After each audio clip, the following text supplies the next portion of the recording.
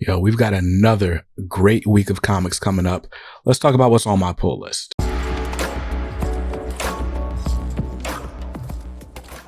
Welcome back to Comics Are Dope. I'm BJ Kicks, and this is the pull list. This is my weekly video series where I detail all the books that I'm grabbing, what's on my pull list, what's on the chopping block, and what's on the maybe list for this week. This is Wednesday, May the 10th. Tomorrow is New Comic Book Day, and there are a lot of books coming out that I'm actually really excited about. So we're going to start this off with the book that I am most excited for. Let me just make some room on the screen here for Green Lantern issue number 1. Green Lantern, written by Jeremy Adams with art by Xermanico. Hopefully I'm saying that right. Listen, I'm not the biggest Hal Jordan fan, and this is absolutely a Hal Jordan story. But the Dawn of DC has just been amazing so far. Every Dawn of DC issue that I've read has been really good. So whatever DC editorials got going on between Shazam, Green Arrow, now Green Lantern, even the Doom Patrol. I went back and read issue 1 of Doom Patrol. It's all been really solid. There have been really good writers teamed up with really good artists.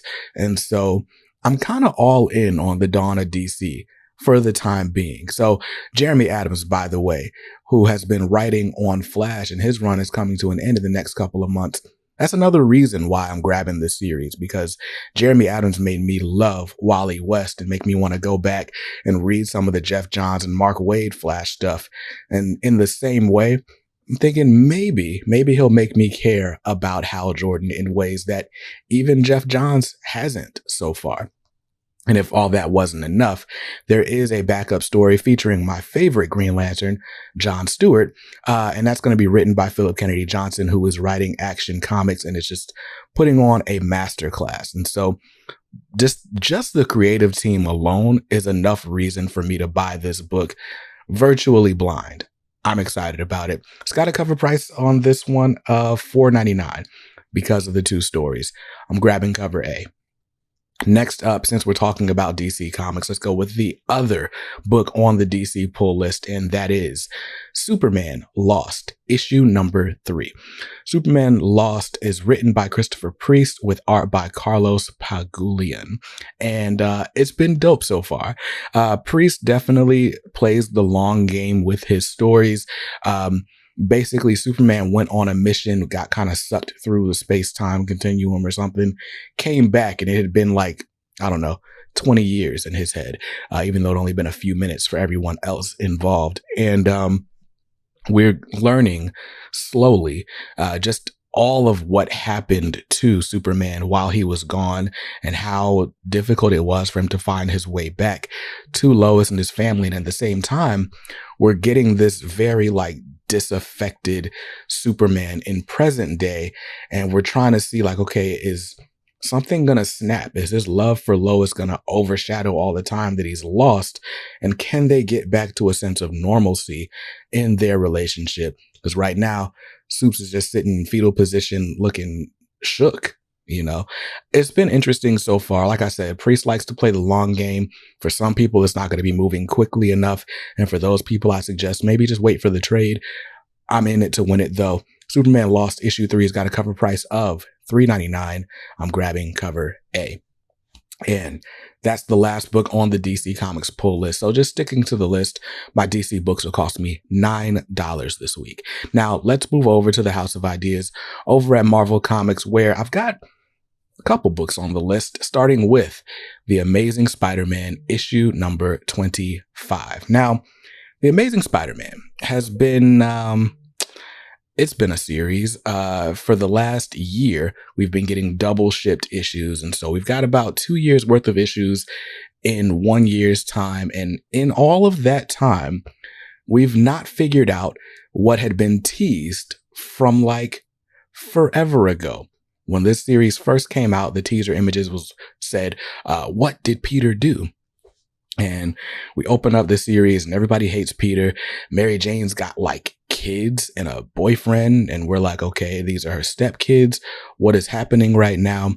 And finally, finally, 25 issues later, we at least know that during the last big mission that everyone was a part of, Peter got transported to a different dimension, came back, and wow, does this sound familiar? When Peter came back, it had just been a few minutes for him.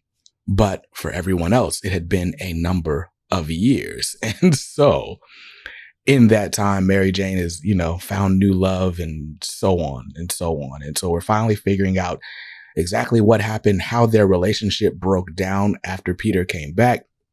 That's what we're going to find out in this issue. And I don't know, man. I just hope it's worth the 2 years of comic book issues that we've been buying. I hope this is really, really good. And something tells me it probably won't be. Now, I've got this marked down for a cover price of $3.99. It's an anniversary issue. It might be $1 more, but either way, I'm grabbing cover A. Yo, I had to come back just to tell you that that book is $7. $7. Why is this book $7? Anyway, let's move on.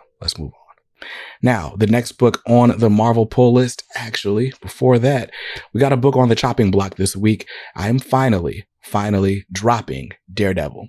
Listen, Daredevil by Chip Zdarsky has been good.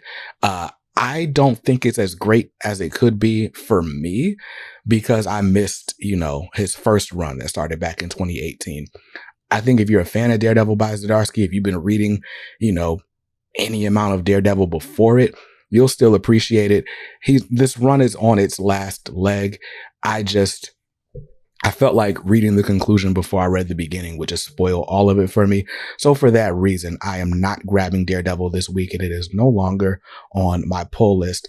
Marco Cicchetto art is amazing, though. I grabbed it for 11 issues because it looked great every single month, even when Cicchetto wasn't on it. So it's got that going for it. But anyway, cover price on that's $3.99, and that's how much I'm saving by not grabbing that book this week. Now, let's move on to the next book that's actually on the pull list, and that is Wolverine, issue number 33. Wolverine, written by Benjamin Percy. Wolverine has been great.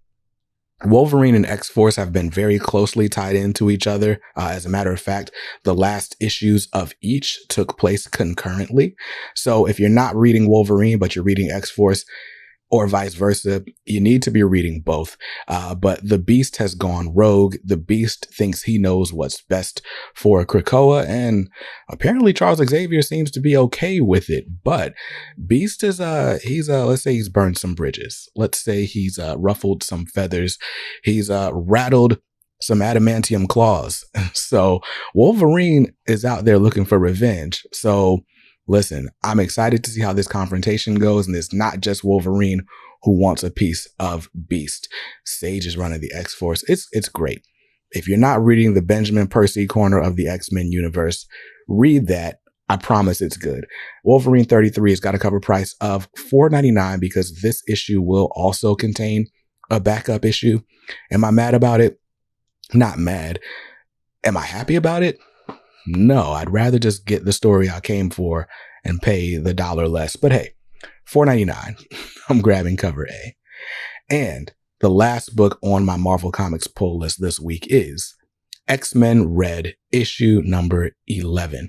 So just like with Immortal X-Men last week, XMen Red is basically picking up right where it left off. Yes, Sins of Sinister happened. Yes, the fallout is important to the story. But this, at least according to the solicit, seems to be picking up on issues that were happening before Sins of Sinister sort of interrupted everything. So we're getting some follow-up on Abigail Brand and all her nonsense. We're also getting some follow-up and fallout from the death. So now, X-Men Red, issue 11, written by Al Ewing. I don't remember who's on art, but this series was great before Sins of Sinister started. Cover price on this is $3.99, and I'm grabbing cover A. And that's going to do it for the Marvel books on my pull list. So sticking to the list, those books will cost me just $13 this week. A modest week so far. At least until we get over to the indies, where I've got several books on the pull list, including The Ambassadors, issue number 4. This is written by Mark Miller with art by Olivier Coipel. Yes, the series with a different artist each issue, telling a nice, compelling story, that continues throughout. It's not like individual one-shot issues. We're meeting different superheroes or superhero candidates in different parts of the world. And I really love seeing the different art style and different sensibilities that every artist brings, and that Mark Millar even does nuance with the storytelling to sort of play into the artist's style.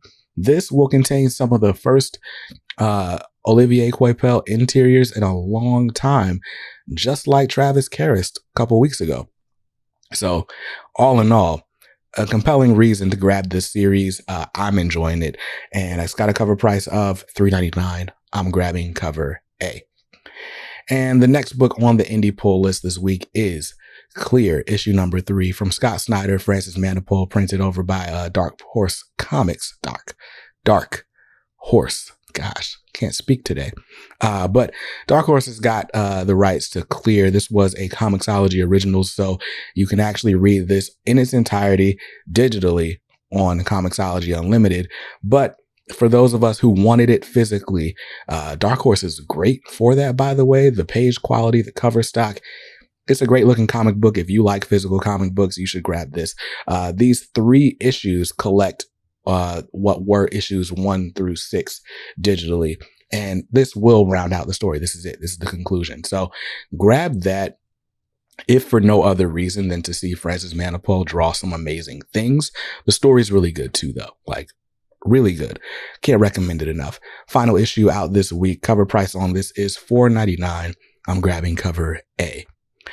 And the next book on the indie pull list this week is Disney Villains Scar, issue number 2, written by Chuck Brown. I don't remember who's on art.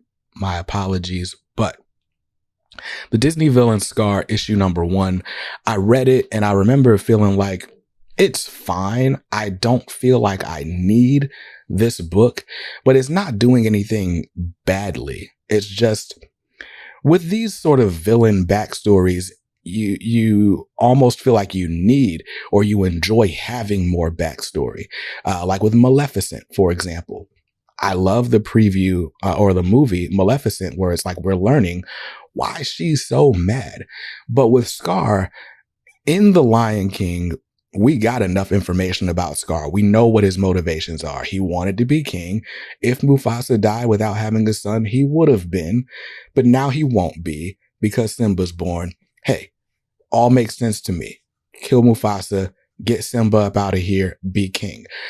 Do I need more internal motivation? Do I need more information to feel sympathetic towards your cause? Do I need to feel like you feel downtrodden and stepped on? Probably not. But I'm a Disney fan, and Chuck Brown is not a bad writer at all, and I'm enjoying it. Dynamite's been batting 1,000 with these. I would say this is like maybe a step down from, let's say, Darkwing Duck. And well, I can't even speak for Gargoyles because I'm not a big Gargoyles fanboy. As a big Lion King fan, I'm reading it because I just like being in that world. If you're not a big Lion King fan, you probably don't need this book, but it's out here with a cover price of $3.99. And instead of the cover A, which is pretty good, I'm grabbing the cover C. I don't remember who's drawing the cover C, but it features the hyenas, Shenzi, Ed, the other one's name that's not Ed. It just looks really good. I love that cover, so that's what I'm grabbing. Now, the last book on my indie comics pull list this week from Image Comics and Rodney Barnes is Monarch, issue number 4. So Monarch is a miniseries set in Compton, South LA. I don't know. It's set in a familiar environment, right? If you watch like Boys in the Hood or anything like that, it's set in that type of urban environment. But what it deals with is an alien invasion. It's basically this one kid. We find out actually is an alien, and he was supposed to be scoping out the planet so that the rest of the alien race could come and eliminate humanity and take over the Earth. And he can't do it because he's all sympathetic toward the humans and whatnot. And so now, if the humans are going to survive, it's going to be because my man Trayvon stopped the rest of his kind from inflicting all sorts of disaster. My man Skip was worried that this series would be like a little bit too, I don't know, menace to society, and feel like it's retreading old ground. This does not feel like that. This absolutely feels like a sci-fi action thriller, but it feels like it's set in an urban environment. So it feels familiar if you grew up on that type of stuff. And I am thoroughly enjoying it. By the way, the artwork by Alex Lins is amazing. Like, I have no critique for this series. It's really good. 3 issues in, I'm really enjoying it. Very much looking forward to issue 4. Cover price on that is $3.99. I'm grabbing cover A, and that's the last book on the indie pull list. That's the last book on my pull list total. So the indies are going to cost me $17 this week for a grand total of $39. Yes, I am about $10 under my budget. I'm trying, man. I'm trying to make cuts. Gotta do it. Summertime's coming. Vacations are coming. Can't spend all your money on comic books, right? So that's what my pull list is looking like this week. What are you excited about? Are you reading anything I'm reading? I am absolutely stoked to read Green Lantern issue 1. And so much so that I might just jump on Amazon and read it as soon as I finish filming this video. But either way, some great titles. Let me know what you're grabbing this week. Let me know what fell off your pull list, what you put on the chopping block. And I'll see you guys in another one real soon. Huge shout out to the channel family that makes this and every other video on the channel possible. You guys are the real MVPs. And if you need a place to pre-order these comics before they come out, or you don't have an LCS, go to Things from Another World. Links in the description down below. You can get some pretty good discounts if you order before final order cutoff. I'll see you guys in another video real soon. Peace.